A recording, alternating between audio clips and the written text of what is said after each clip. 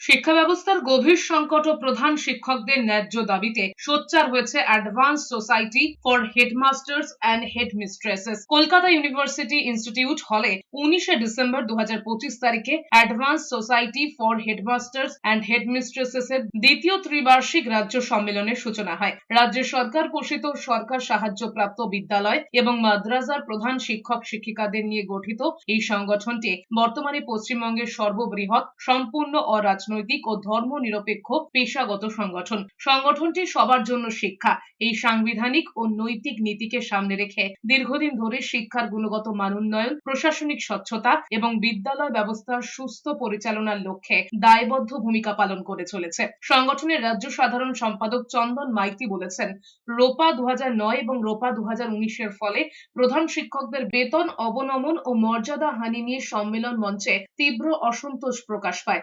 বিশেষভাবে উচ্চ মাধ্যমিক স্তরে উত্তীর্ণ হায়ার সেকেন্ডারি বিদ্যালয়ের প্রধান শিক্ষকদের ইনক্রিমেন্ট প্রাপ্যতার উপযুক্ত আদেশনামা অবিলম্বে প্রকাশের জোরালো দাবি জানানো হয়। অবিলম্বে সমস্ত দিক দিয়ে অর্থাৎ পঠন পাঠনের মানোন্নয়ন, সিলেবাসের মানোন্নয়ন সহ শিক্ষক শিক্ষিকা, প্রধান শিক্ষক শিক্ষিকার নিয়োগ দ্রুততার সঙ্গে না করে তাহলে শিক্ষা ব্যবস্থা থেকে যে ড্রপ আউট হচ্ছে, নাবালিকা বিয়ে বাড়ছে, সেইটা রোকা যাবে না। আমাদের প্রধান শিক্ষক শিক্ষিকা তাদের বঞ্চনা, তাদের যন্ত্রণার কথা তুলে ধরছে 3 দিনের এই রাজ্য ত্রিবার্ষিক সম্মেলনে।